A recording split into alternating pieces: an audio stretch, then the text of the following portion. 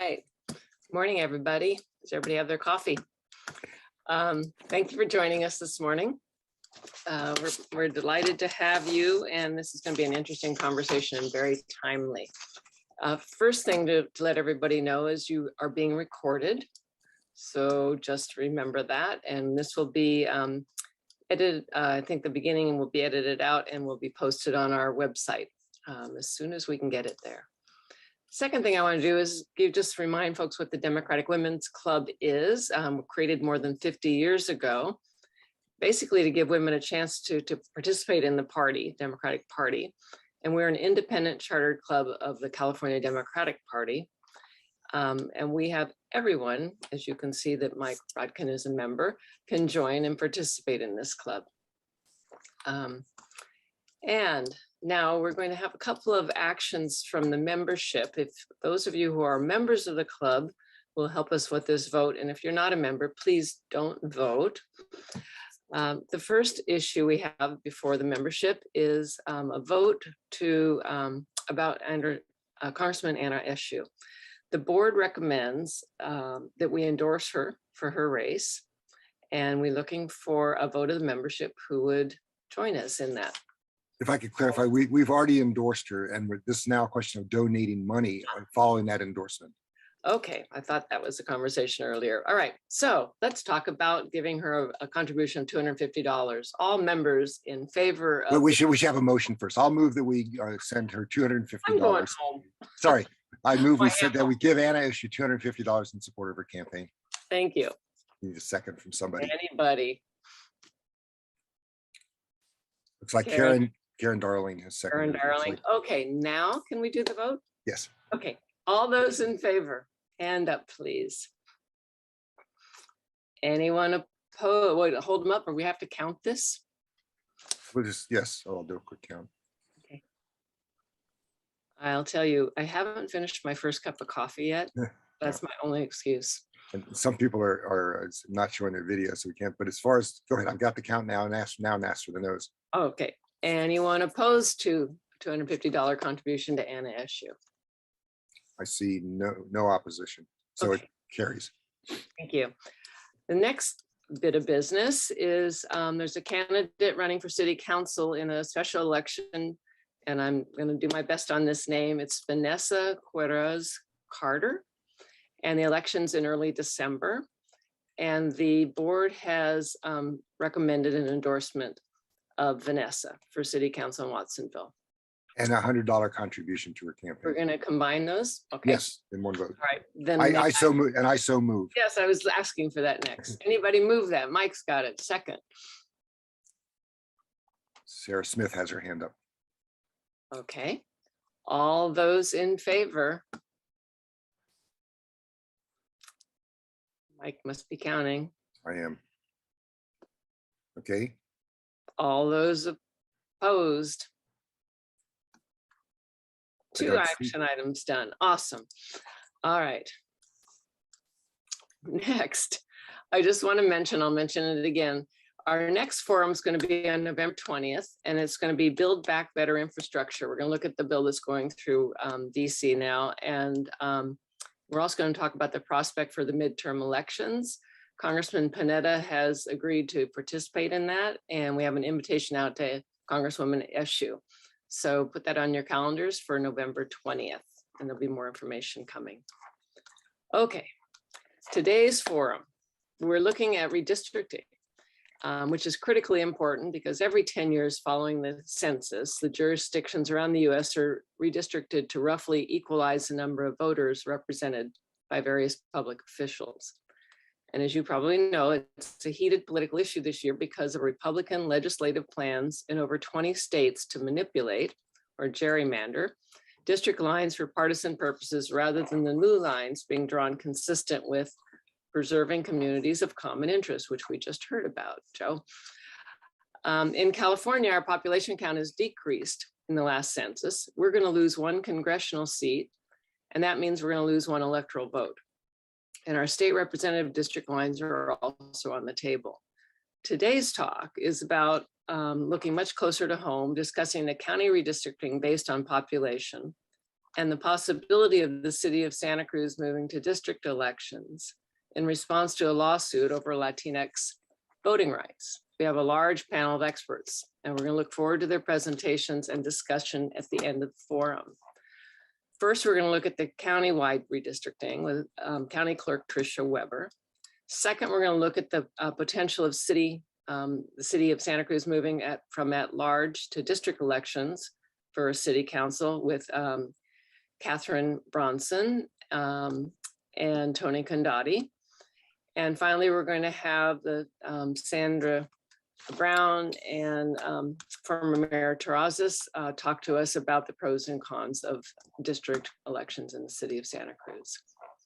So with that said, we're going to first start with the county redistricting. And I want to introduce County Clerk Tricia Weber. Tricia has worked in the County Clerk and Elections Office since 1998. She's worked in virtually every area of the clerk's office, including clerk services, which include marriage licenses and passports. And she's managed elections, vote by mail processes, voter canvass management, and more.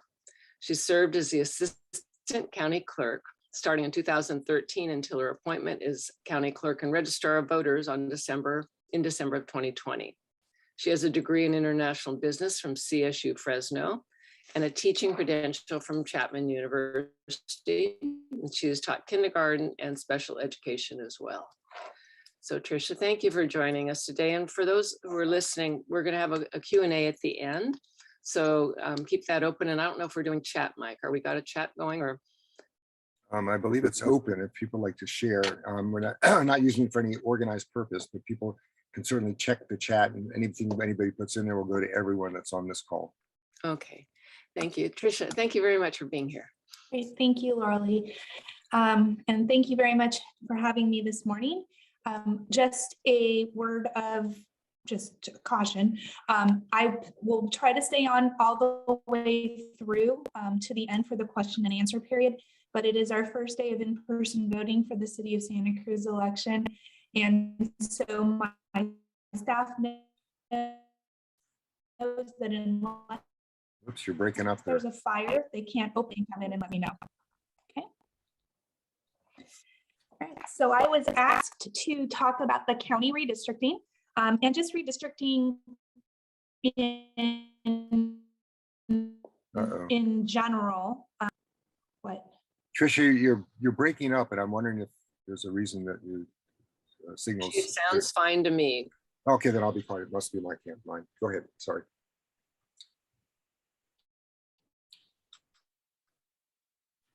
She's good.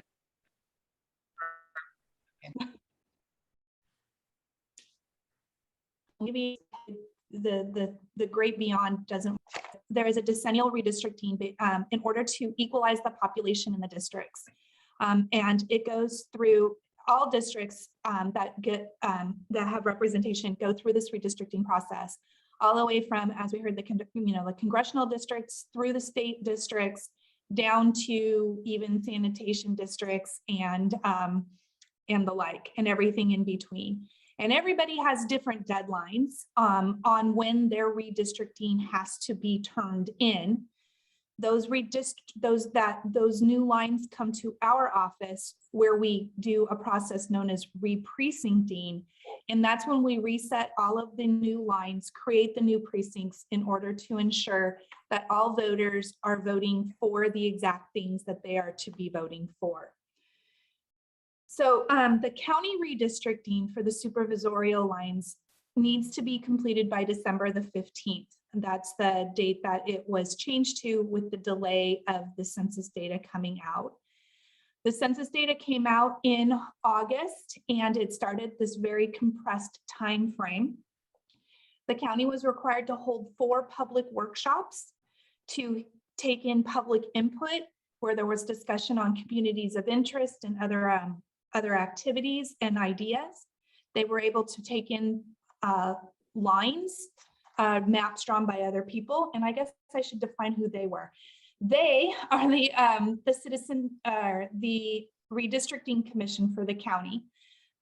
There was 1 commissioner appointed for each supervisorial district, And that body is who went to all the public workshops and took in all the information and then makes recommendations to be presented to the Board of Supervisors.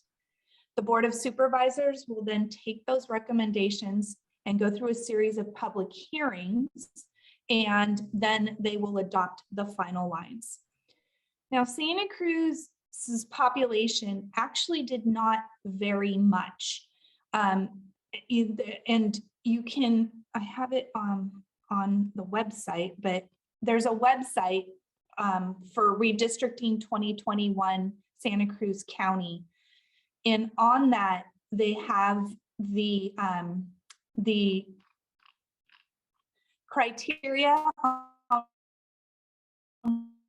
what needs to be looked at, which is districts, the integrity of communities of interest, use easily identifiable boundaries, which like a street or a river, and that the districts should be compact. And then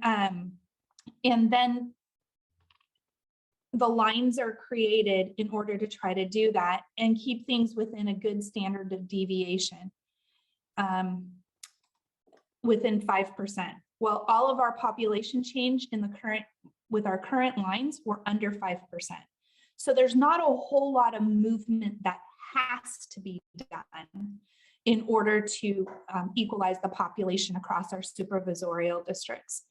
So there have been 2 recommendations that have been put forth from the Redistricting Commission to the Board of Supervisors.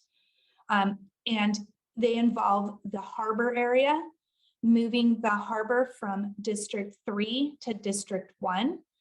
The harbor was right now split in both District 1 and District 3, so it was moving it all into District 1.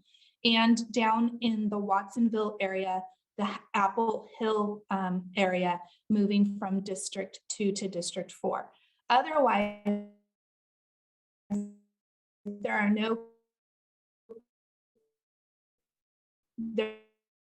were no other recommendations put for those recommendations were given at the public hearing on October 26th.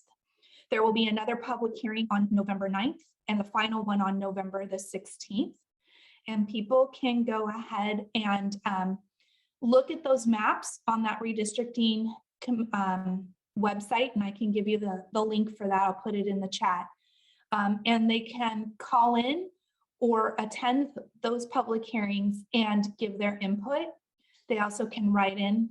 And if anyone has something they want the board to examine and look at, they can submit a map.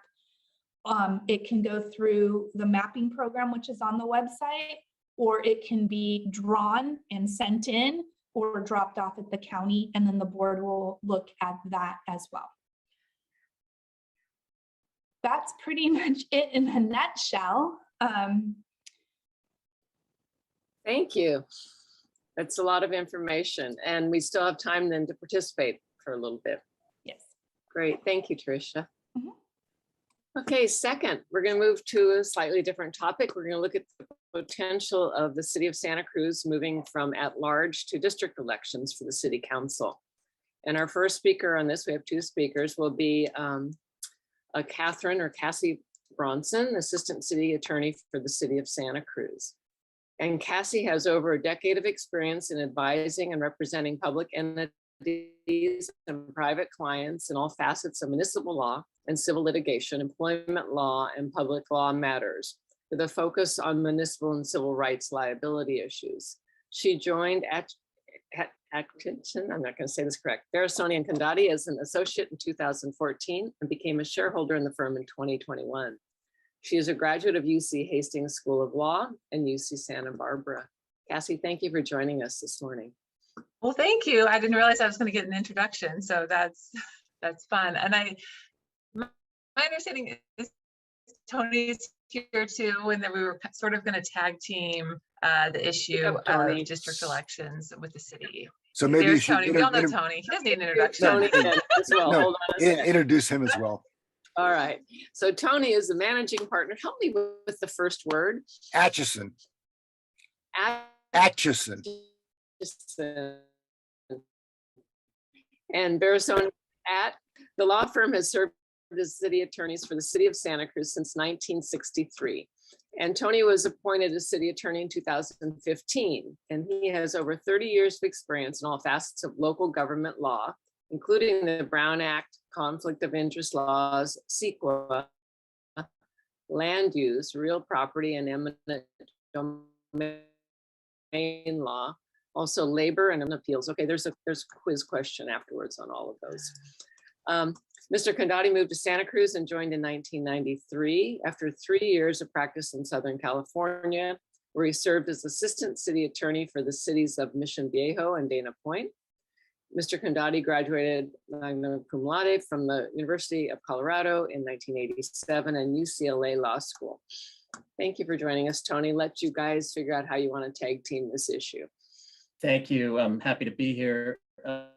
We actually have the order in reverse a little bit. I was going to give a presentation on the why, how we got to where we are right now, and Cassie was going to discuss the process, where we are in the process, and what is coming up next. So thank you.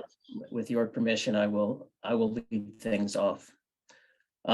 So yes, I was asked to talk about why this is in front of the city now and how the city's responding and why we're responding in the way we are. And before I get too far into that, what I'd like to do is just give you a little bit of background information on the California Voting Rights Act, or I'll call it the CVRA, just to shorten it. That statute provides a right of action to members of a protected class, like a racial minority, where an at-large system impairs the ability of a protected class to elect candidates of its choice or its ability to influence the outcome of an election.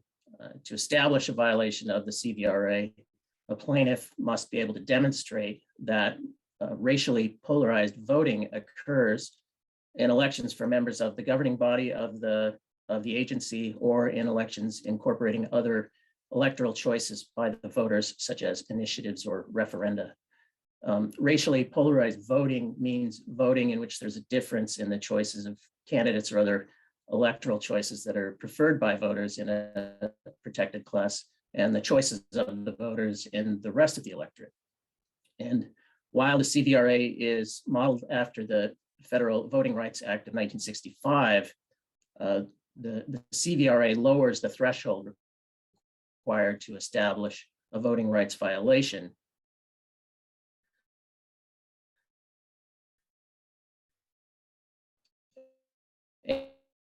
And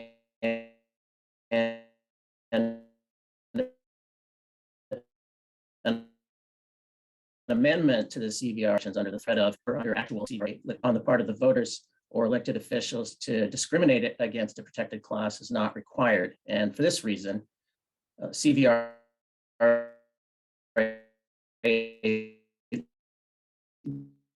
litigation is purely a statistical exercise. The CVRA manages to recover attorney's fees if it contains a provision whereby if in response to a claim of racially polarized voting, the agency adopts a resolution of intention to transition to district elections and thereafter follows the process outlined in the statute to complete the transition, the claimant's entitlement to attorney's fees is capped at $30,000.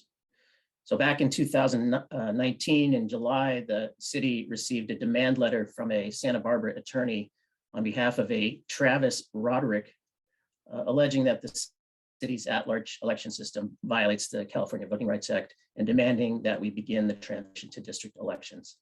In that case, fortunately, upon investigation and with the cooperation of the county elections department, we determined that Mr. Roderick was a Santa Barbara resident, not a Santa Cruz resident, and that he was not registered to vote in the city of Santa Cruz, and therefore he did not have standing to file a CVRA lawsuit.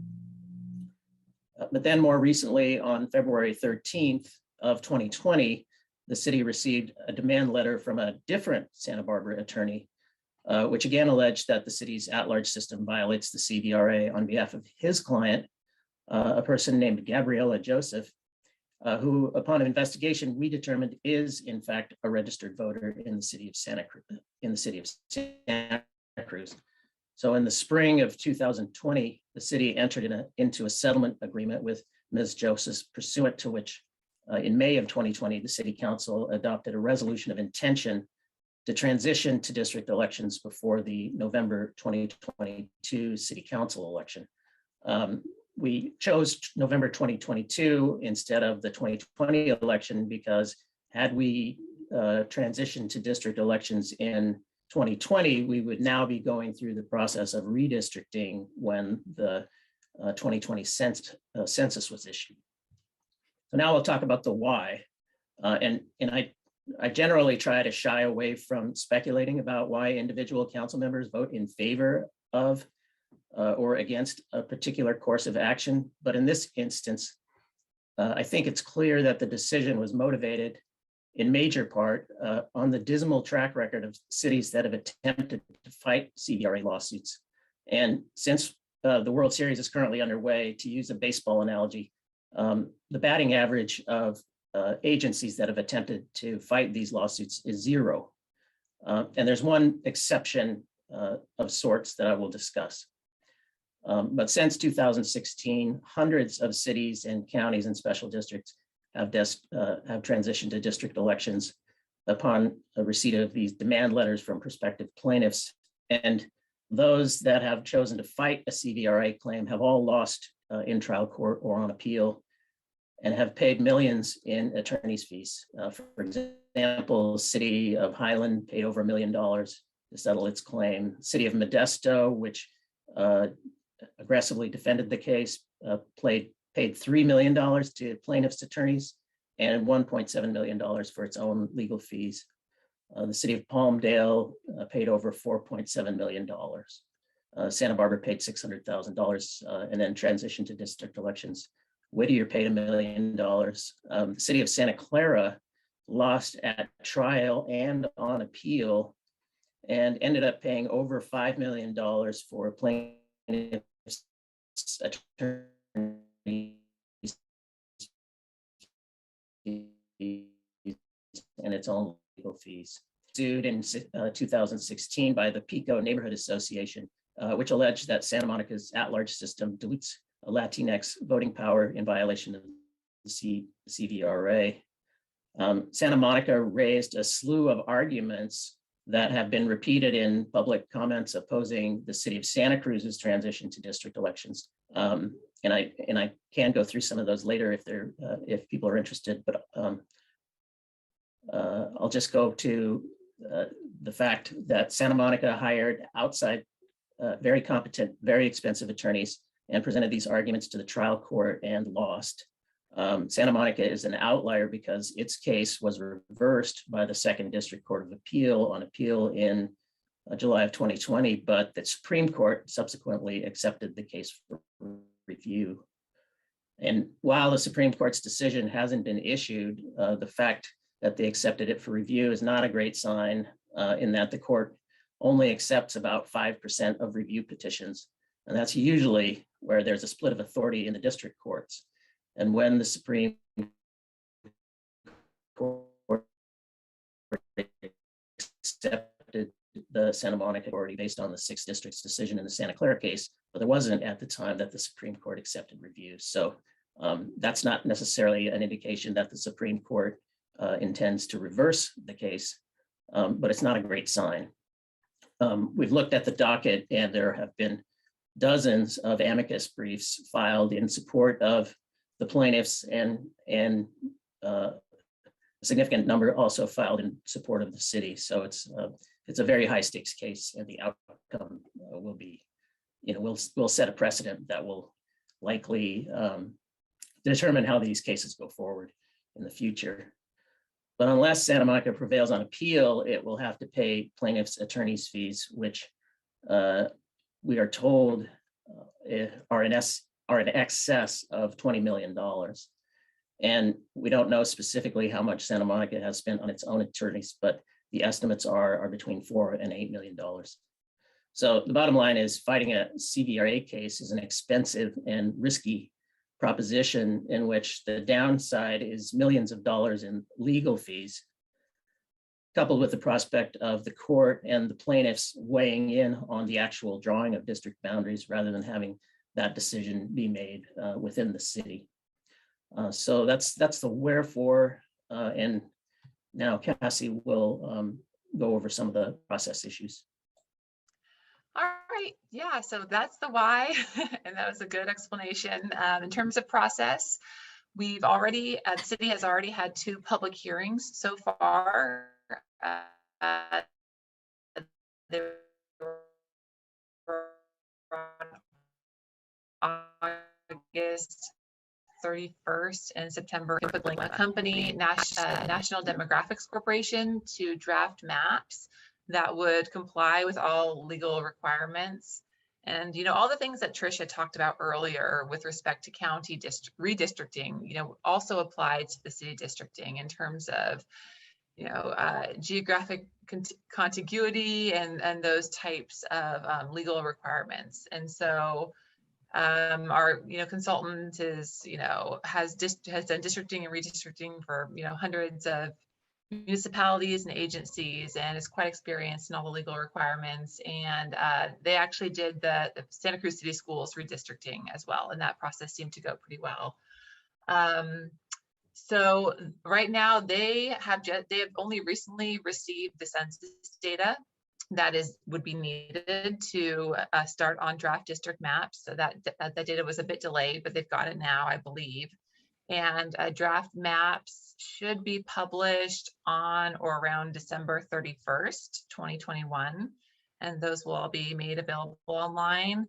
And, you know, in the coming, you know, once that time comes, those will all be online. And I think in the near term, the city's going to have some online tools available to help people, you know, assist in the process and to draw districts and, you know, potentially give their input and suggestions as to what district maps should look like. There will be 2 more public hearings after that map comes out. Those maps come out. The dates have not been determined yet, but they're probably going to be in January and February of 2022. We are estimating that sometime in March of 2022, the council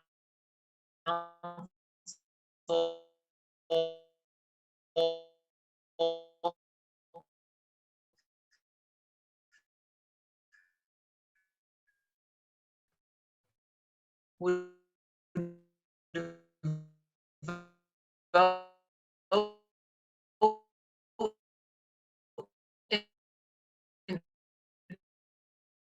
vote at the end. Thank you. Thank you so much.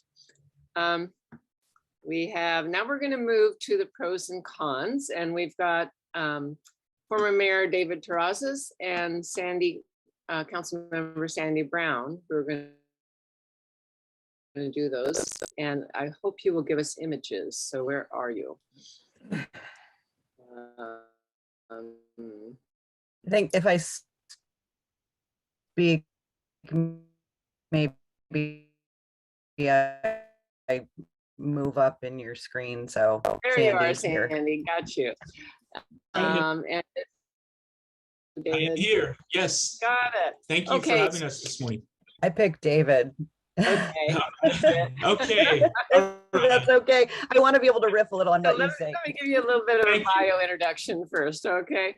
Okay. Former Mayor David Terrazas is attorney and a partner in Brereton, Mohammed and Terrazas LLP in Santa Cruz. He previously served 2 terms on the Santa Cruz City Council, 2010 to 2018, and served as the mayor in 2018. He's also on the board of Friends of Santa Cruz Parks and Rec, member of the Sestri Levante Sister City Subcommittee, and past chairperson of the Successful Measures T and U Santa Cruz City Schools Parcel Tax Committee. Let me do Sandy at the same time. Sandy's a longtime Santa Cruz resident, community activist, researcher, and university instructor, whose work focuses on labor, community, and environmental activism. She has a BA in politics from UC Santa Cruz and a PhD in geography from UC Berkeley. And she currently teaches, and my screen just lost that last, hold on, whoa. You know what happened on my screen? It just went to 500%. This must be really important, Sandy. She currently teaches at San Jose State University and serves as a member of the Santa Cruz City Council. Thank you for being patient with me today. Okay, David, you're up first. All right, thank you. Thank you, Laura Lee, for the introductions. Hello, Sandy, and we'll see how we can make this all work. I want to remind you, Tony Condotti brought up back in 2017, the CVRA change, and a rash of transitions took place across the state of California from at-large elections to district elections. And in 2018, Sandy was also on the council at the time. We looked at, as a council, trying to get in front of that, to have at least some proactive review of some of these changes that were on the horizon that were affecting cities throughout the state. And so rather than focus on, where we've been, I'd like to just say that the pros of district elections are such that they are a natural transition in our governance and how we look at representative politics. If we look at the city's charter, over time, we've seen a variety of changes in terms of how our city has evolved to create a more effective governance structure. We're currently operating on a charter that was enacted in 1948 that set up our current city manager council form of government with 7 elected members, the mayor and the 6 council members, essentially 7 council members with a rotating mayor. And so as we look at kind of the impacts of current law taking place across the state, and also this resolution that's before us to transition to district elections, I'd just like to discuss the pros of what that means if it is implemented for our system of governance here. And I'd like to kind of break it down into 3 areas: what it means as a candidate, what it means as an incumbent, and what it means for the community. And for me as a candidate, and I think that Sandy can relate to this, running in an at-large election is no easy feat. When you look at how how the election process works, most of the candidates are working family members or parents and others. And so in a district election, running for office is much simpler and less expensive for the candidate. In addition, you're able to prioritize neighborhood endorsements and support. In fact, generally, when you're running in a district, you're going to know everybody in your neighborhood. You're going to know the people that are supporting the candidate, and you become very accessible as a candidate to answer any questions that may come up. In addition, in terms of from the candidate perspective, it encourages new candidates to serve in elected office. It lowers the barriers for those that don't have funds or the time to serve. Also, arguably, it encourages younger candidates, especially working parents, to bring a fresh and present day perspective to local office. These are people that are your neighbors, these are people that are in your community that are able to provide that level of engagement during the election process on what the policy issues you're bringing forward. As an incumbent, I think there's also some benefits that are notable. First of all, as an incumbent, a district structure provides an opportunity to serve with an appropriate public service work-life balance. In the past, our council has looked at, hey, we need staff. It's very challenging to provide constituent services to a city of our size. And so by having an opportunity to represent a district, you're able to at least create a certain level of balance in between your public service, and for those of us that work and have family, balance in your life so that you're not simply dedicating your entire work week to what public service, which is essential, but also to provide the means to support a family here while you're living in Santa Cruz. In addition, an incumbent benefits by a district election structure because it increases the opportunity and time to focus on specific policy objectives without the need for additional support staff. And it also allows the incumbent to engage in really meaningful constituent services. You're able to kind of be accessible in your own neighborhood, in your own community, to provide direct attention to issues that come up. Oftentimes when I've had the experience of working at large, you tend to be very thinly spread over a variety of different issues. This allows you to focus your time more effectively to address constituent issues in a really meaningful and impactful way. In addition, an incumbent benefits from a district election structure because it allows the electeds to work on larger issues collaboratively, especially those that are involving other jurisdictions. So for example, when you have a issue that comes up that perhaps is one that affects other jurisdictions, it creates an opportunity rather to depersonalize it from a district perspective and look at it from a more citywide perspective, so that the other electeds can work with each other to address issues of community-wide concern without being bogged down in the specific impacts that affect their particular neighborhoods, and look at how they can work together, especially dealing with other jurisdictions that have established maybe impacts that are beyond the city's control to deal with themselves, and creates a path for us to find solutions by working collaboratively from a district perspective. And then third, I'll also say there are benefits with a district election structure for the community itself, the actual neighbors and representatives that are voting for electeds here. First, it creates accountability in the elected's actions, also an identifiable specific representative for policy decisions. When there's an issue that comes up, you know exactly who to go to and who to talk with about what those concerns are in your neighborhood.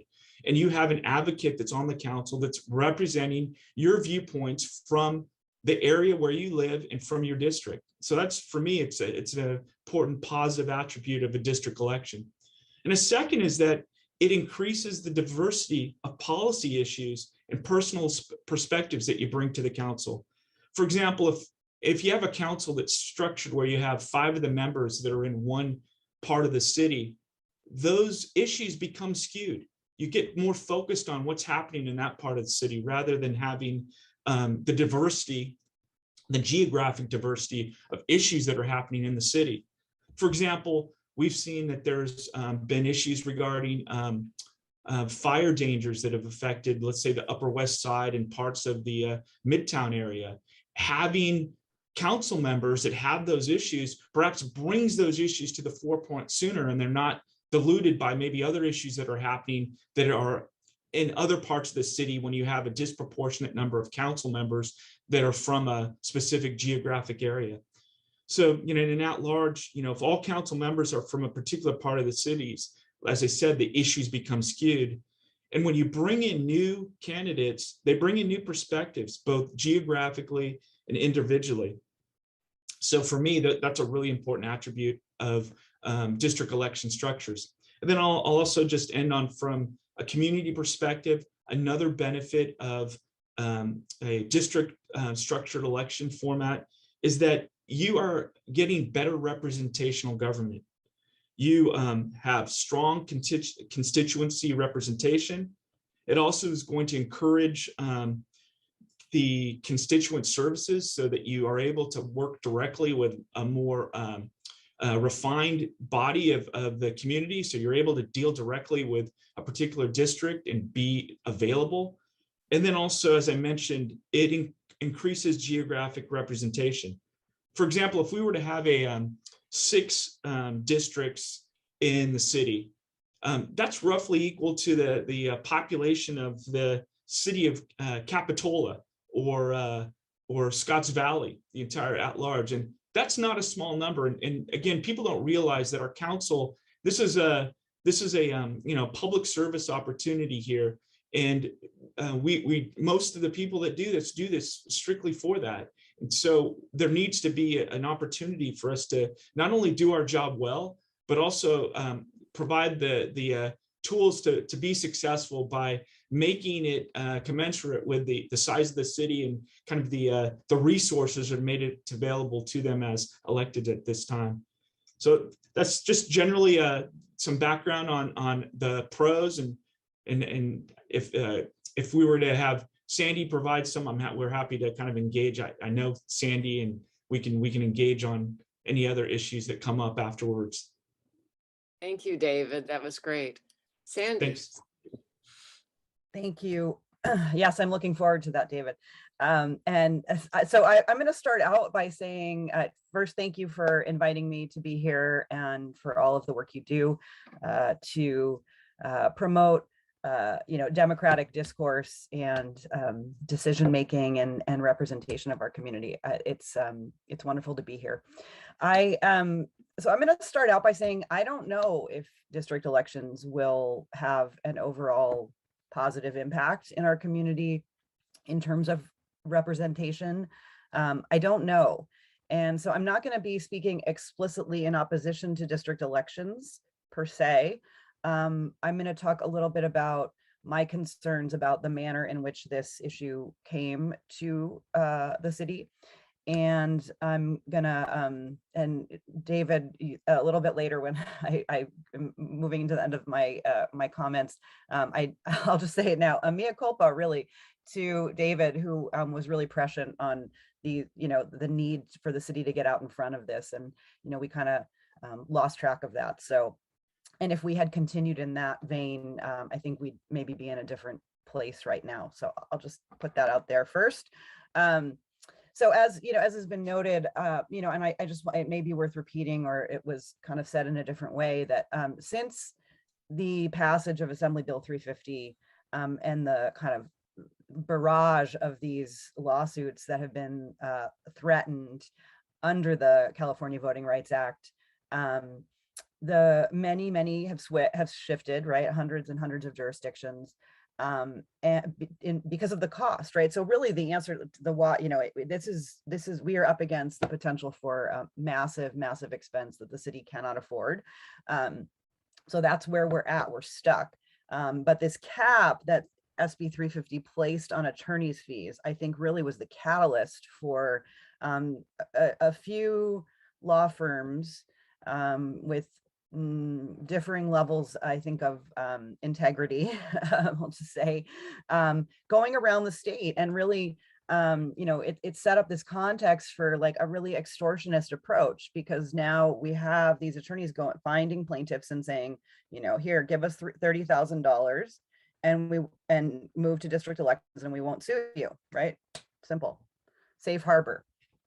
But and I want to say something, we did get a revised or a new lawsuit, which is the reason that we're moving through this process along the timeline that's been laid out. But I want to just say that just because I think it really it reflects the kind of the environment, the context in which this conversation has played out in different communities. So the initial attorney who found a plaintiff that didn't have standing, couldn't even be bothered to find a plaintiff with standing, has been disbarred, or I guess suspended, not disbarred yet, but suspended pending ethics review in Oregon. He still is a member of the California bar, but so there's some integrity issues there, right? And what kind of attorney does it, and was really moving through the Santa Barbara area and up the Central Coast with these claims. So, this is the environment that these kinds of decisions are getting made, where it's kind of like a power play and really a way to make money for these attorneys. It's so disturbing and frustrating and really insulting on so many levels. So that's a big problem, I think, because it affects how we decide how we make change, right? So number two, so that's one kind of this context that has been set up that I wanted to raise. And then number two, this is really a solution in search of a problem, I believe, in our community. You know, one of the main proponents of this, Lanny Ebenstein, who is, you know, really at the forefront of these lawsuits, mentoring other attorneys, et cetera, says district elections result in more socioeconomic representation on the council, more diversity on the basis of age, race, ethnicity, people with young children, and geographical representation. And that there's no question that district elections would lead to more diversity on the Santa Cruz City Council. So there's not really evidence, though, of racially polarized voting in our community. It isn't happening. If you look at the evidence, the Latinx community makes up 20.6%, according to the last census. We'll see where we are this time around. 7% of elected officials, elected council members. And yet there is no district that could be drawn that would be representative or would guarantee representation or even really increase the likelihood of representation by the Latino population based on districts. If the purpose is to put a protected class of Latinos in the same district, I don't believe it can be done in Santa Cruz. So in terms of doing this as a response to the lawsuit, it's really a response to the potential loss of, you know, the legal exposure, right? The US Census Bureau, the data shows that the Latinx population in Santa Cruz isn't concentrated in one area of the city. We think about the Beach Flats as kind of an area of concentration, and that is true, but it's not a large enough neighborhood to constitute a district, certainly. So it's really not clear. And as we've already heard, that doesn't matter. So the third area that I want to focus on is that as a part of this process and the way that it's playing out, I worry that we are really missing an opportunity to engage our community in a meaningful way. And this is where I'm going to say it once again, David, you can, I know you may be thinking I told you so, and you didn't say it very politely. But you know, you were really prescient on this matter when you were mayor, and said we should really get out in front of this and let's establish this charter review committee. Let's involve our citizenry and look at a range of possibilities for how we would like to move towards district elections, other kinds of reforms. If we really want to make voting more democratic and ensure the maximum number of votes are counted, there are other alternatives that could also be considered. Ranked choice voting and evaluative proportional representation. And I do want to take just a couple of minutes to talk about that, because it's an idea that I find very interesting. It's not something that is even possible to consider in the environment in which we are now making our decisions, because we are under threat of this lawsuit and in a settlement agreement. We have to do what the plaintiff's attorneys say, which is go to district elections. And so we're just like in this very, very kind of limited, constrained realm of possibility as a result. So I just want to talk about these other alternatives. I know that, again, they're not something that we're going to be able to really explore fully in the public hearing phase of this, or really in the decisions that the city council is kind of under the gun to make. But I think that they are worth talking about if we are talking about district elections as a way to allow for increased participation and better representation, more diverse representation. I don't disagree with any of the things that David said about what district elections could do. I do have some concerns. I'll just mention real quickly that when you have either at-large or district plurality, votes are diluted, right? Many people's votes really don't even count.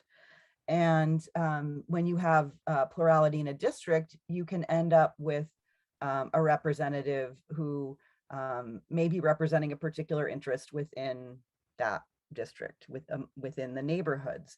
It does create the possibility for an increased kind of for NIMBYism to have a home in elected officials who are representing particular neighborhoods. And we know that this is a big challenge in Santa Cruz for getting things done around development,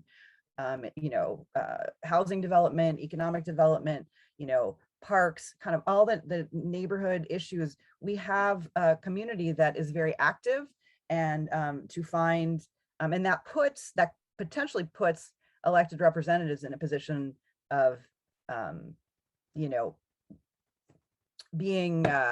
becoming siloed and kind of really representing those NIMBY interests. And so the view of the whole city, which is really challenging. I mean, we are jack of all trades, master of none, as David said earlier. It's just too much to try to address all of the issues around the city.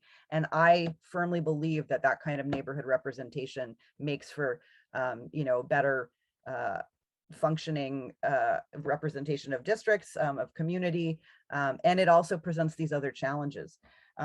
Another issue that is very important to me is what happens to renters. It's already hard enough. I was elected to the city council, and I had to move, and I didn't know if I was going to have to give up my seat because I could not find housing in the city. So while it does allow for some, increased possibility of participation for some, if you don't own your home and you don't have a long-term arrangement and stable housing with your landlord, then it's very hard to think about how that's going to help. What we know is a majority of our community move into this kind of to a city council seat. So I'll leave my district's kind of concerns there. And I just want to talk about really quickly ranked choice voting is used in a limited number of communities in the United States. It has higher popularity elsewhere in the world, as does evaluative proportional representation. So this is basically where, in ranked choice voting, you rank all the candidates, and then candidates move up as the votes are sorted, right? But with evaluative proportional representation, every voter can grade. And as a teacher who has to give grades, I don't love doing it, but you grade each candidate based on what you believe is their suitability for office. So you can grade everybody, and the same grade could be awarded to more than one candidate. And then the grades from all the voters are counted, and that would assure that each citizen has a vote that adds to the voting power of any of council members, because the votes are weighted. So whoever gets the highest grade, the most votes, has a higher larger proportion of the vote. So it's like, a lot of European systems, and which work quite well, I think, for increasing the diversity of political views and the level of discourse and problem solving. So I think that it's something that we ought to be looking at. These alternative models, they're non-traditional, and it's hard to think about that far outside the box. And we certainly aren't going to be doing it in this context right now, between now and March of 22. But it's just something I just wanted to put it out there, because when we think about democracy and representation and good governance, we want to be thinking about what's really going to achieve that. And I think there are better ways that might kind of serve us better. And, I'd like to see those discussed in our community moving forward. And I think I'll leave it there and hope that we can have some lively discussion. Great, thank you. David, did you want to do a counterpoint on any of that before we move to questions and answers? A respectful counterpoint, yes. I will say that I think that Sandy brought up 3 points. One, she thought that the district elections creates a siloed type of governance.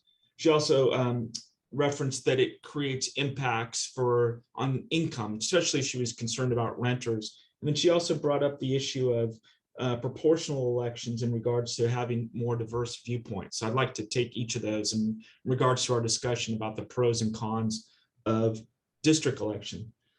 And so we've heard this before about the issue of citywide perspectives, that when you have district elections, that it limits that citywide perspective. And so in my opinion, that's kind of a false argument. Whether there's district or at large, serving in elected office requires cooperation and collaboration. And unless you can get the support of your other colleagues, your viewpoints and policies go nowhere. And if you look at our county's operations, they're currently structured in a district. And I think in my mind, and it kind of supports what Sandy just mentioned, is that when you have district elections, it's an opportunity to bring forward new perspectives, not only geographic perspectives, but personal perspectives that affects different parts of our community. For example, in the county, there's issues with agriculture in some parts of the county, or investment in coastal resources, or short-term rentals that affect disproportionate parts of the city. I think having those individual perspectives that are geographically based is really important. And I also feel that it brings forward issues that allow for the cooperation amongst other members to really provide a true citywide perspective that forms what we're looking at in terms of our policymaking.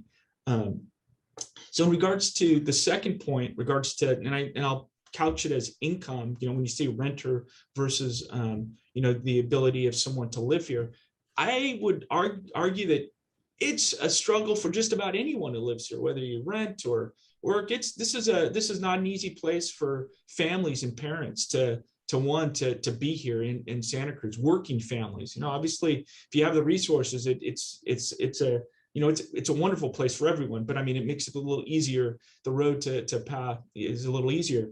But I would say that serving in elected office creates its own challenges. And by having district elections, it frees up time so that you can actually be employed and make a living. You're not working full time on citywide issues. And, I'd love to hear Sandy's perspective on that, because I think we've had conversation, and I think arguably the district structure would allow a council member to be more effective in their job and maintain a work-life balance, and also maintain their other responsibilities, and actually be more effective in office, essentially. So for a renter, that plays into the fact they're able to maintain a job and maybe seek other employment and able to still maintain their job in public service. And then in regards to the issue of proportional elections, this is my personal opinion. I feel that those types of systems work best when there's a larger voter base, where you're actually able to look at across a wider number of people those issues. And so, like at a statewide level or a congressional district level, maybe that's how you could structure something, bring in different political voices. But I don't think it works well when you're looking at a city, especially a city of our size. I think it would create questionable results. You'll get someone in office have no idea who it is. It's like a black box in terms of how the voting process works and who would be elected, because it's not as clear who you're voting for.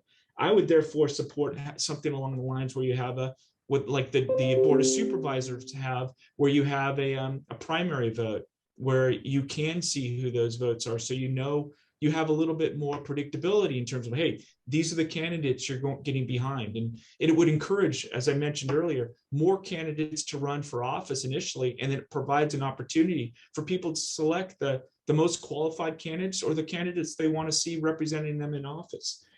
And for us as a city, I mean, one of the things we talked about back in 2018 was if we were to have district elections in the city of Santa Cruz, and it was set up in a way where 6 of the 7 seats were district, you could still have an at-large mayor elected, which would represent the entire city. And just as I mentioned for the district structure, it creates more accountability, and it creates an understanding of who your representative is, who you're electing for that position. And so you have a little bit more of accountability in those policymaking decisions. and they're not necessarily diluted when you run in an at-large election where it's unclear maybe what those policy positions are because they're nuanced in the campaign vis-a-vis the other candidates that are running for office. I think those were the three issues that Sandy brought up, but I did hear a lot of support from her as well for district elections in terms of how it does create a more representative form of governance, how you have more accountability on a neighborhood basis. And I do feel that the pros outweigh the cons here in terms of how this type of structure would work in a city like ours, because in my opinion, based on my experience, I feel like we do need to look at how our current system is structured in this day and age. People will use a variety of technological resources, email, Zoom, these public meetings. And when you're in an at-large system, you are basically working around the clock to try and address these needs. And having a district will allow an elected member to be more focused in their work and be more accountable and hopefully create the types of results that city residents would like to see moving forward. Thank you. Thank all of you for speaking this morning. You might want to give Sandy an equal opportunity for a final comment before you open it up to the public, I think. Sandy, would you like a final comment? I'll just be really quick and say, yeah, I don't disagree, David, with your analysis, and I do believe though that a lot of the benefits are really theoretical, and so I'm not in a place where I can say that I think the pros outweigh the cons. I'm not, I'm not arguing against at this point. I wanted to say that your point about how the Board of Supervisors are elected with a primary, and then if, rather than having just a plurality for individual districts, that you do the runoff as needed, would kind of ameliorate some of the, the plurality within a district problem of having a very small, potentially small percentage of voters within a given district then being represented or getting their preferred candidate elected. So I do think that is going to be very important. In terms of the question about work-life balance and effective representation, I'm also on the fence, because I think about my own experience and having now lived in potentially 3 districts, depending on how the lines are drawn, since I was elected. I have my commitments have not changed. So I want to be able to represent, and I could, even if I were elected in a district, but that wouldn't necessarily change my work-life balance, right? I mean, it would, so for candidates who want to be responsive to neighborhood issues, for example, in other parts of town, for me, with slow streets and on the Upper West Side, that's not my district, but I thought it was very important. There was a neighborhood significant interest, and I was able to step in and be supportive of that. Just one example. So, I do think that it makes it possible to, not spend as much time and still be effective, but it's not necessarily so.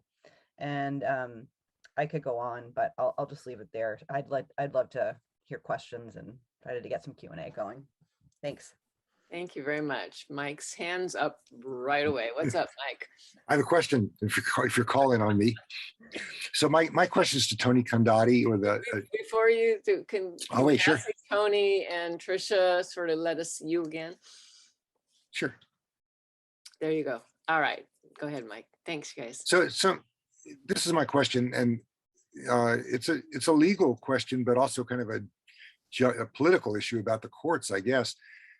So I've tried to draw district lines in the past. This was a long time ago, and the issue wasn't racial issues, but the idea that there were no conservatives on the council, and if we drew district boundaries, that if there were at least the conservatives would have 1 seat or 2 seats on the city council.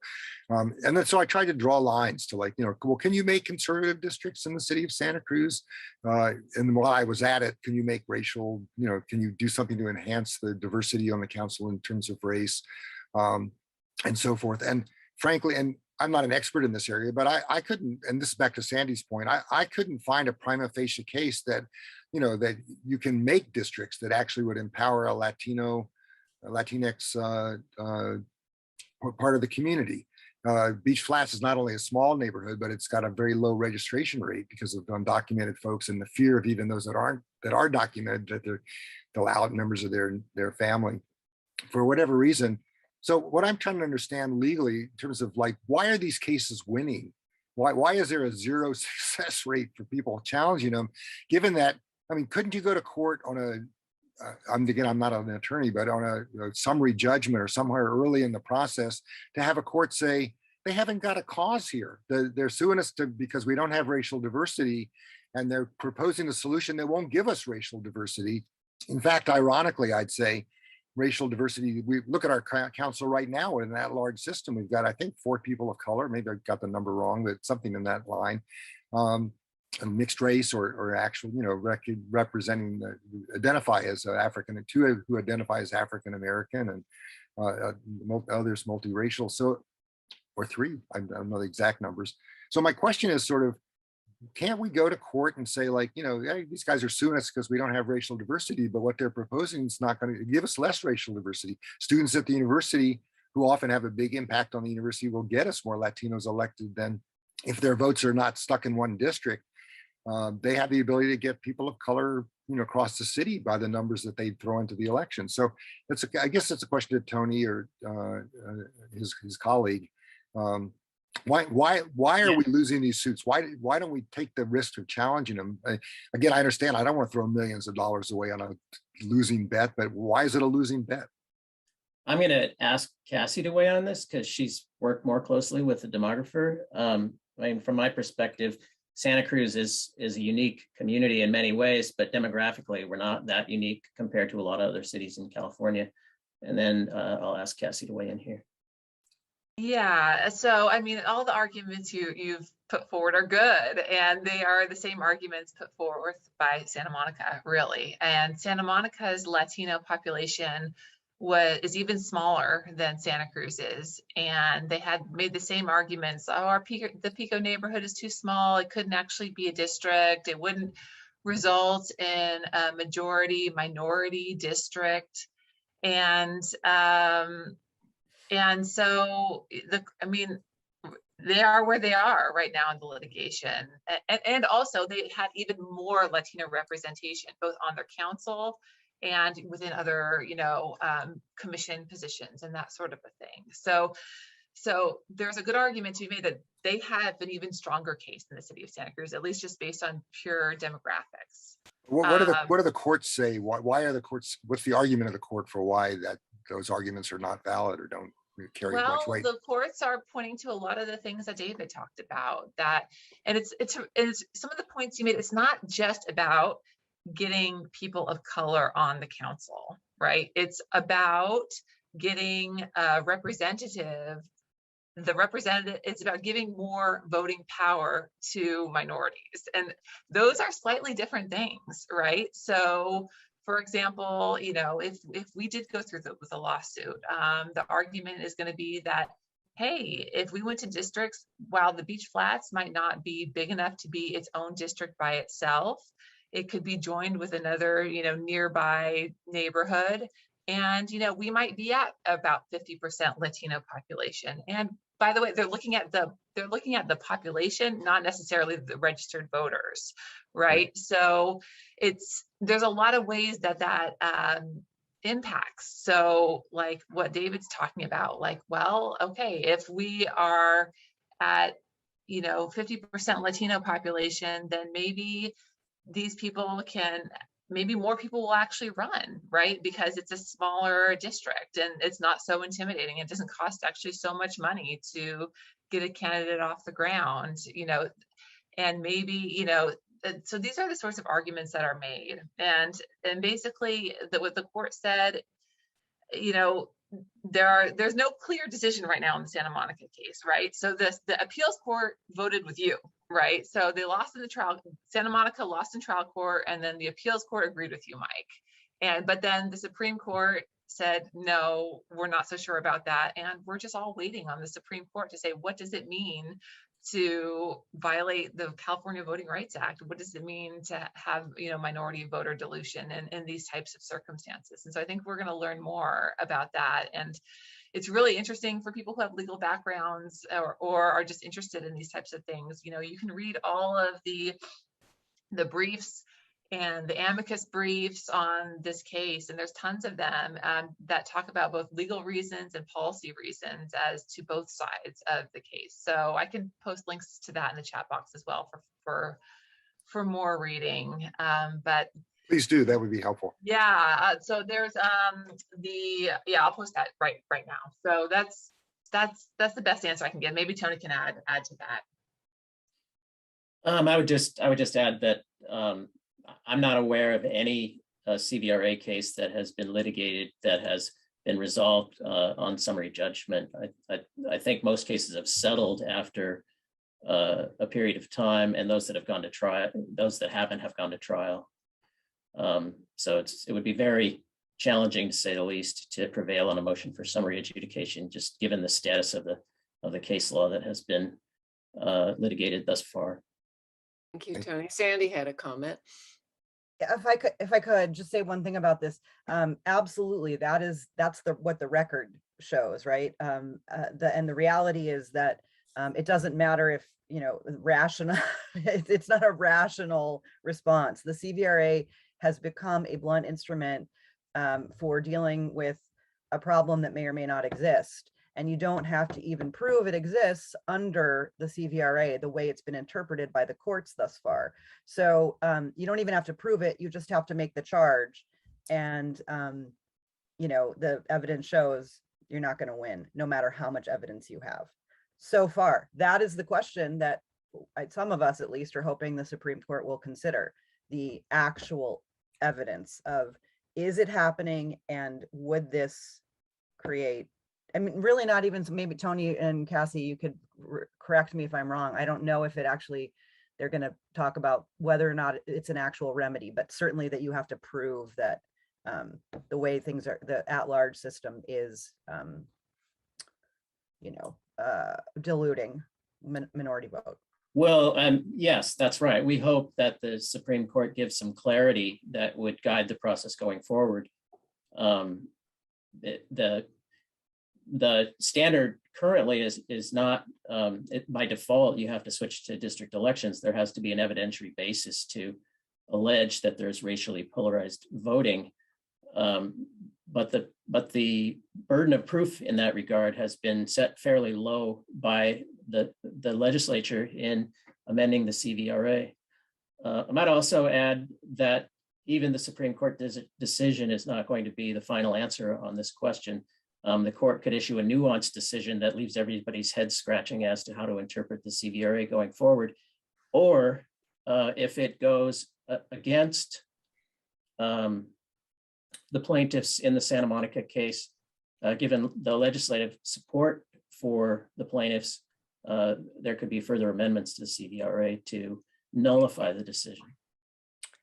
Thank you all. Thank you for that. And just to remind folks, the CVRA is the California Voting Rights Act. And also to point you to the chat, there's a lot of links that Cassie and Tricia posted to give you more information, and a couple other comments that showed up there. Okay, any other questions? Yes, Rusty. Who? Oh, you. Okay. Kind of following up on Mike's question. So over the years when this question has come up, the issues have been sort of East Santa Cruz versus West Santa Cruz. And of course, putting all the students in one district. So what would be the likely consequence? Would the West Side end up with more districts? Could in fact all the student vote end up in one district?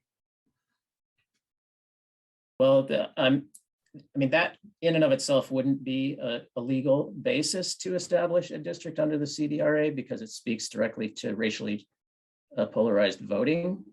However, I do think there are possible district scenarios that would put the university as part of a single district. And again, I'd ask Cassie to weigh in here because she's spoken a lot more with the demographer.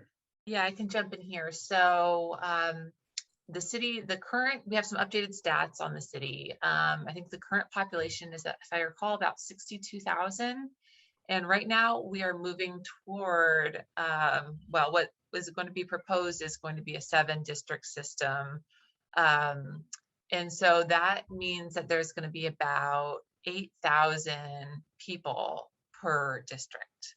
And so, and then this is something that the demographer also talked about. And the total population of, I think, UC students on campus is actually somewhat around that, as was counted in the census. So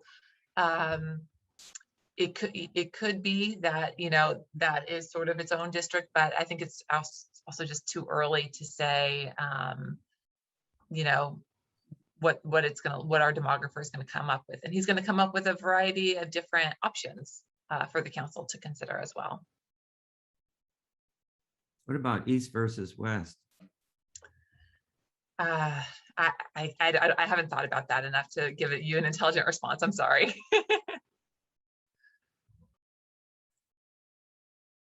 I can say that the Latino population is not broken down East versus West. If you look at the demographics, it's not like there's more Latinos on the East side, and therefore, you know, you get more likely to have higher constant. I mean, I guess just by, you know, experience and anecdotally, Lower Ocean and the Beach Flats together might have a slightly higher Latino population than other places, but it's not enough higher to sort of, on the face of it, create a Latino district where you even have a 50% chance of being elected based on the population. Thank you. Any other questions? Hands raised. Sally? Thanks. So I get that the district elections are coming, you know, they've got advantages. There are some problems that need to be thought about. It's coming no matter what because of the lawsuit thing. But I guess the more kind of creative solutions that Sandy was suggesting, are those precluded in the future? If we went to district elections, could that ranked voting happen within a district, or would it be, could it be proposed as an alternative later on, you know, as a citywide thing? Or is it just like, we're in this lawsuit world now and any other creative solutions is out of the picture? So I can answer that question.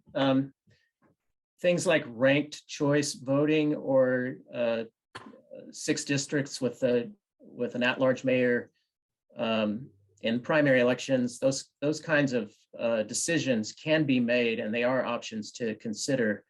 But the remedy that's specified by the Voting Rights Act is district elections. And so that is the process that we're going through under threat of litigation.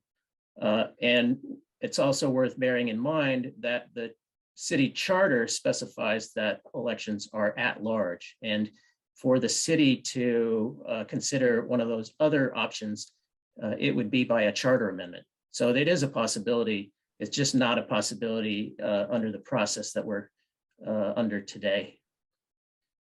I would just add that the cities that are using ranked choice right now are ranked within districts. So they've gone to districts and then they've incorporated ranked choice on top of that. So that is certainly an option that could be employed, but that would require an update to the charter. Yeah. Sandy, do you want to add to that comment? Just all I want to say is, and this is exactly the reason that I did the mea culpa with, you know, the charter review committee that we had was looking at, you know, a wider range of possibilities, maybe more nuanced transition.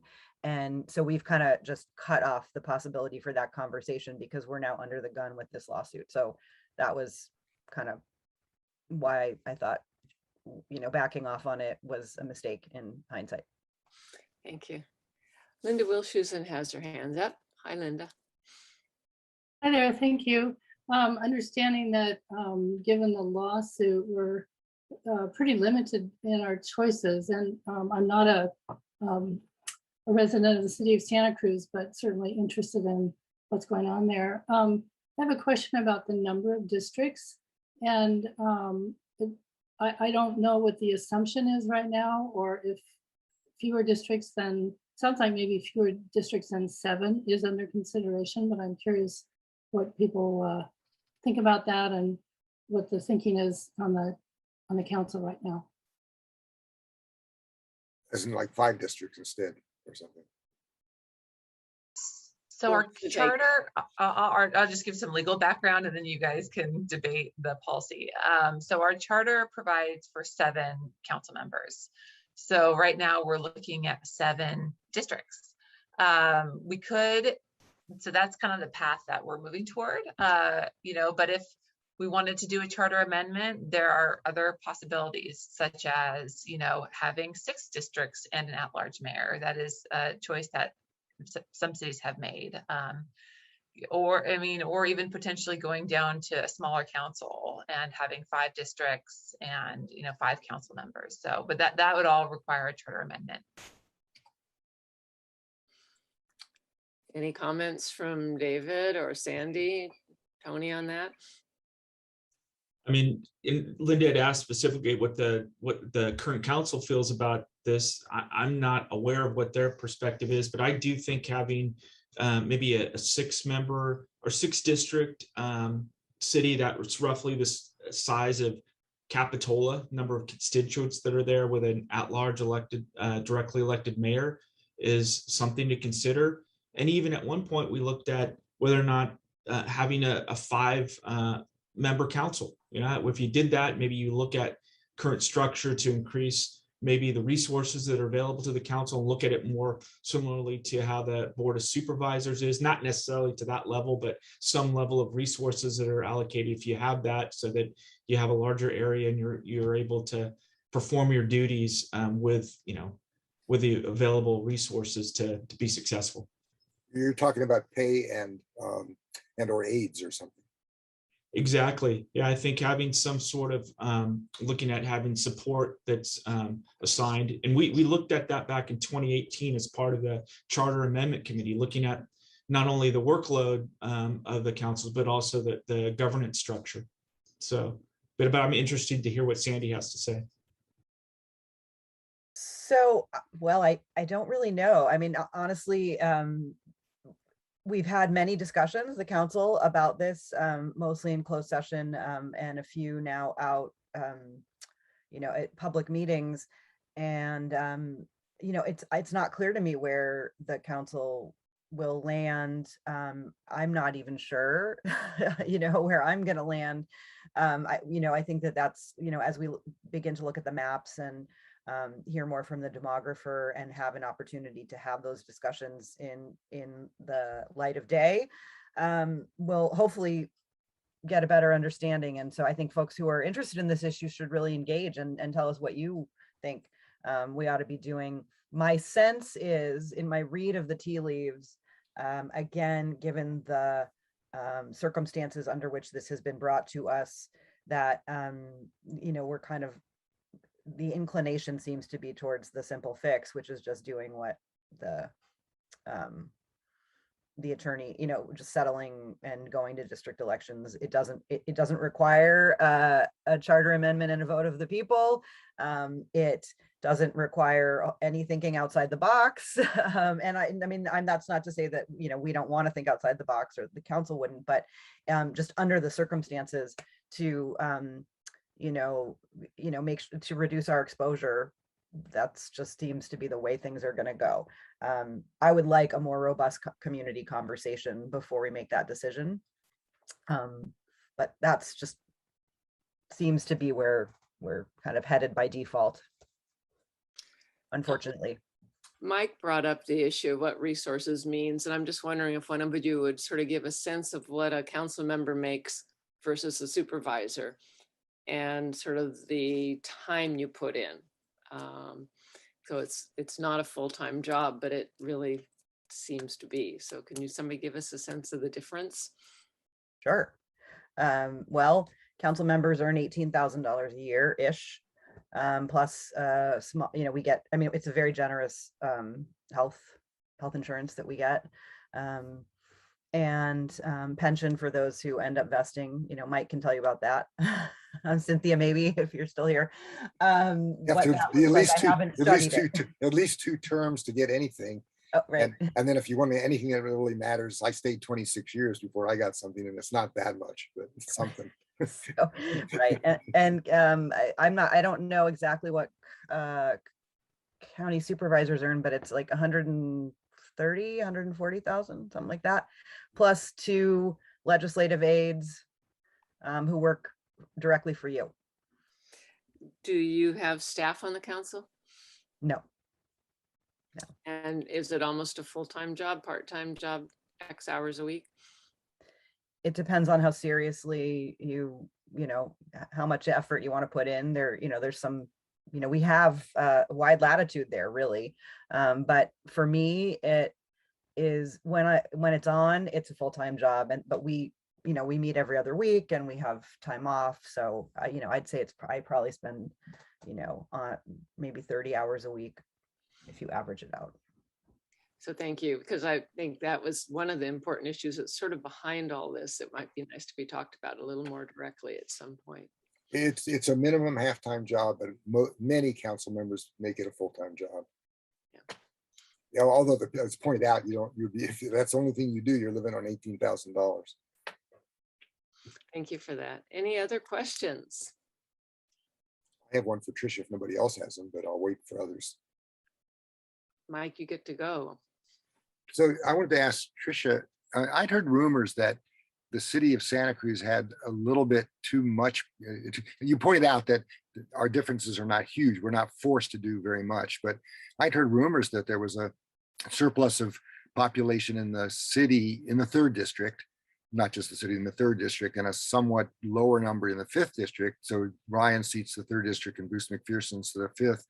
That therefore there was going to be Bruce McPherson's district, not he doesn't own it, but the 5th district would come more into the city of Santa Cruz. Right now it comes into Ocean Street and River Street on the side streets that go off of those, but that it was somehow might expand further into the city on that side of town. Is there any, in terms of what's being discussed, does that come up, or is that just a ridiculous, given the internet, I don't know if there's any truth to the whole thing, but I've heard that rumor. So you're correct. The 3rd district went up in population by just over 2,000 people. The 5th district went down in population with just over 2,000 people. And so both of them had about a 3.8% change. So there was conversation in the redistricting commission about changing the 5th district and 3rd district lines. One of those proposals was to come further down on Ocean Street and encompass the county building where I'm sitting. So it would take the county building over onto Dakota and the I think it's the San Lorenzo apartment complex, and to use the river as the natural boundary. The other proposal was to go up Hagar. So there is up by the university, faculty housing is in the 5th district. The remainder of UCSC is in the 3rd district. And then the 5th district also goes along High Street and takes, so Estates and Longview and those streets up there are also in the 5th district. So the proposal was to go on to Hagar and make that the dividing line. So those would go into the 5th district and the rest would stay in the 3rd. Neither of those proposals passed out of the redistricting commission to go to be presented to the board. That doesn't mean they're off the table. It just means that they were not in the draft maps that the commission presented to the Board of Supervisors. And I will just say, my office had a little problem with the change on Hagar because it was following the census blocks instead of following the street. So what it did is it took this little turn on a service road and went back around, and it ended up bisecting through two housing buildings in Crown College. And I don't like that. One of my biggest beefs with the city of Santa Cruz line, and I'm really sorry, is that it goes right through one of the dorms. So half of the one side of the hall is in the city and one side of the hall is out of the city. And it's extremely difficult to explain to students why their neighbor over there has one ballot and they have another. And so we pointed that out to the commission and said, can you just pull it back onto the road instead of bisecting through there? And I don't know what that did to their population numbers, but that, like I said, that proposal didn't move forward. Thank you.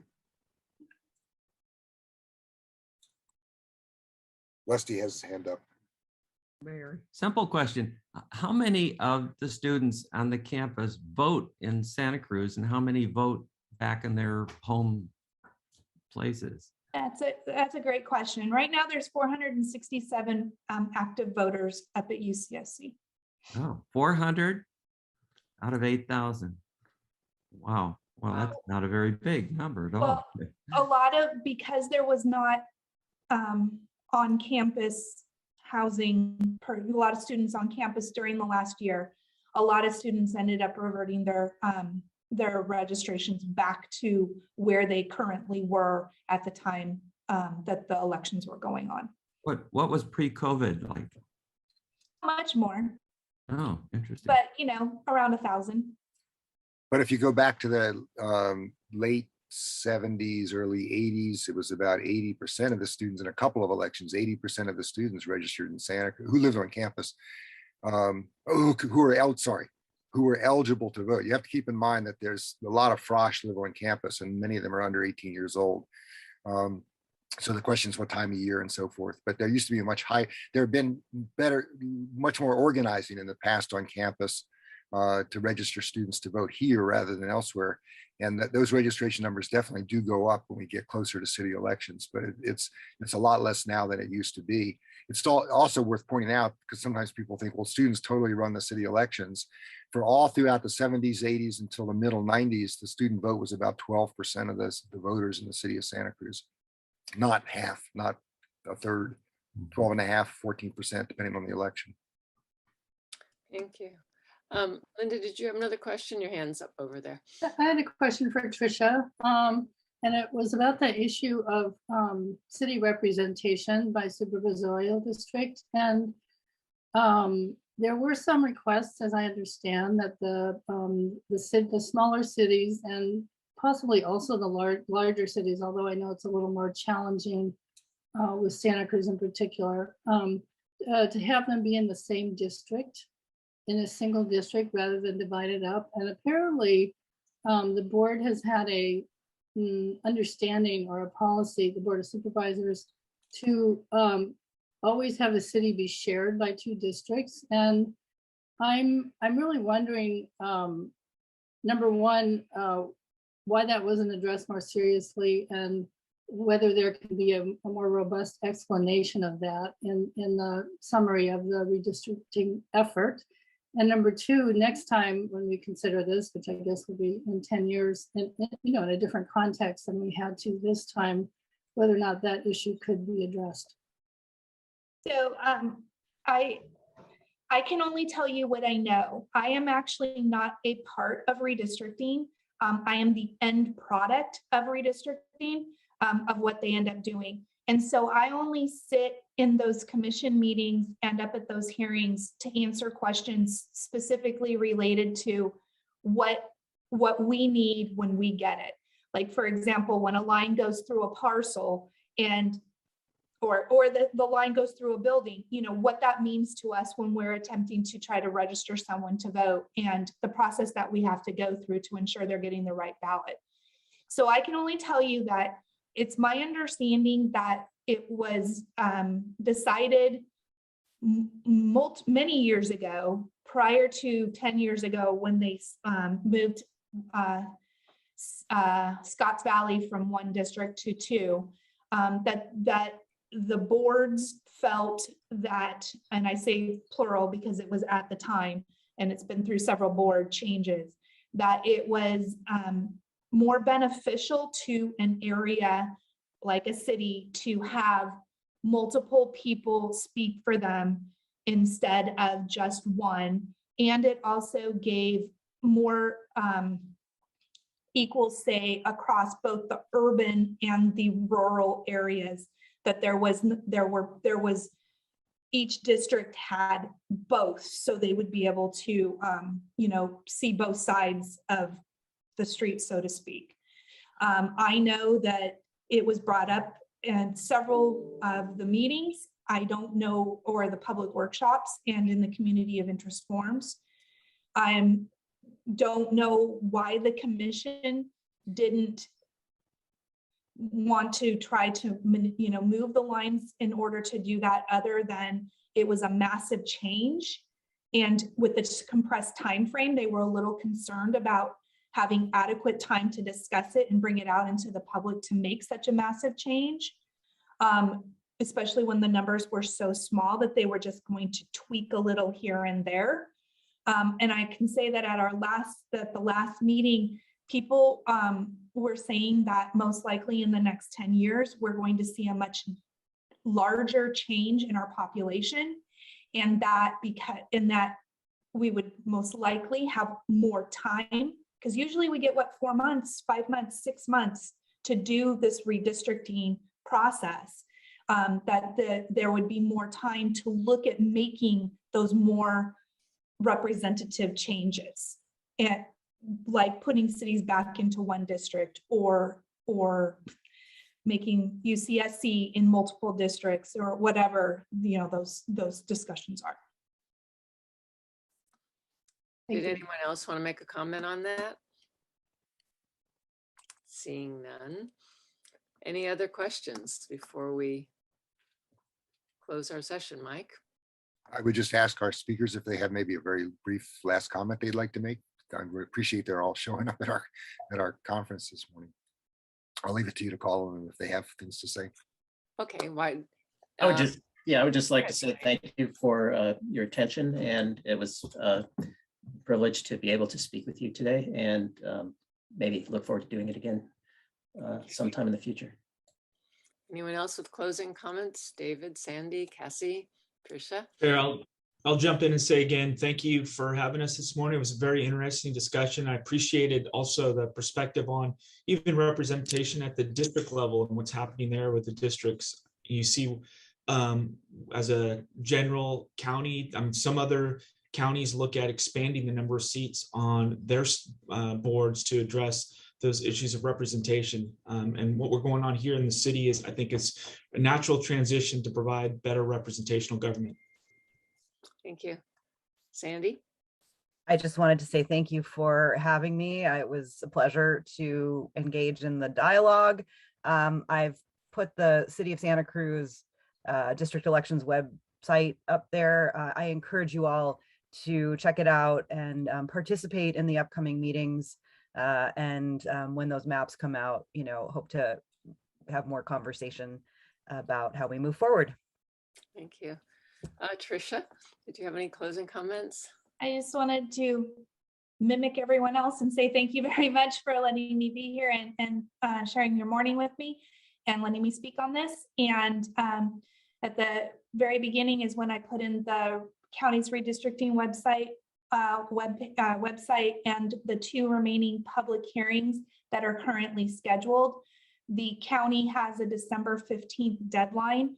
However, they're aiming to have it get the lines adopted prior to December the 6th, because that way the candidate filing period for supervisor will align with the candidate filing period for everyone else. If they go later, then if they adopt after that date, then their candidate filing will start after everyone else's does. So that's their plan.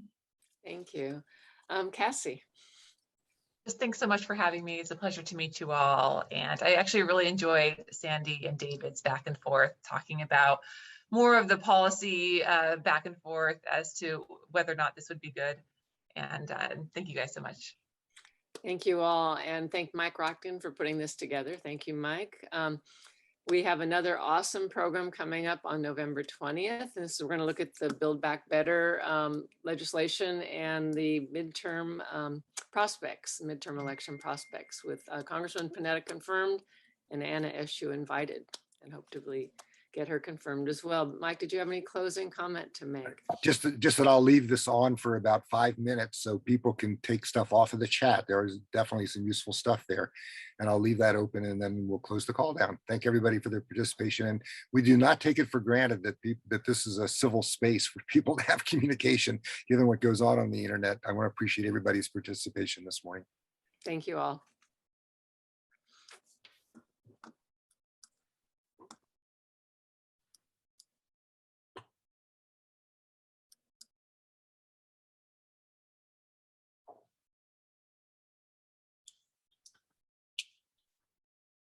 Good night, all. Goodbye. Good day.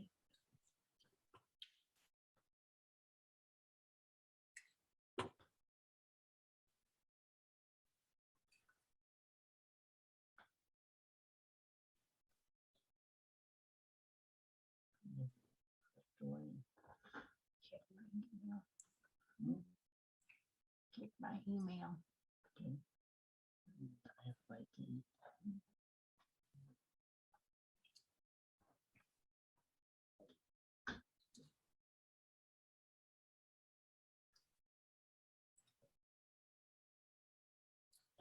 Vanessa, I see you're still on the call here. Our club endorsed your candidacy and voted to give you $100 for your campaign. And I don't know if you're still hearing me or if you're still in front of your camera, but you can contact us if you'd like to get more detailed information about that. You're muted, so I can't hear your comment. And maybe people will tell other people that we've endorsed you and stuff. Okay, I'm actually, I'm talking to Carol right now. Carol, I'm talking to Mike on the Zoom. I'm trying to simultaneously talk to you both. Okay, bye. Sorry about that. Yeah, I was actually just typing you a message and then Carol called me and I'm trying to do 3 things at once. But I can go ahead and give you my information. So whatever you need from me, and maybe that can be sent out to members. Or if any members who are still here have any questions for me, I can go ahead and answer questions. Let me give you my email first. Okay, sure. It's OpenUp, OPENUP. Would you be able to put it in the chat so I can just copy and paste it? Yeah, hold on, we'll do it right now. NUP@ucsc.edu. Oh no, not to Laura Lee. Let's make sure it goes to everybody. Okay, it's coming to you. Return. That's there. And so what we need, more than anything else, your FPPC number, because we can't donate money to anyone that doesn't have one of those. I assume you got that for your campaign. And your name, obvious stuff, your name, address, your occupation and your employer. And let me think if there's anything else we need. I think that's just in case, send us your email and a phone number just so we have it. But the critical things are that FPPC number and the information about the campaign, probably your treasurer's name, or where can we send you money? That's something. So whatever the address, either it's your address or your treasurer's address. The name I should make this obvious. The name of your campaign, which may not just be your name. Yeah, so all that information is in my email, and I can go ahead and shoot you an email right after we log off here and get you that ASAP. Thanks so much. Yeah, and good luck in your race, and let us know if there's other things we can do. You're now free to use. We'll send you a written verification, which is always smart as a candidate to get from people, so they don't tell you later, oh, we never did that. No, but you can use our endorsement in any of your literature or anywhere else you like. It's the Democratic Club of Santa Cruz County, Democratic Women's Club of Santa Cruz County. Absolutely. Excellent. Thank you so much. All right. Okay, that's my 5 minutes. I'm going to shut this thing down. Okay. Bye, Karen.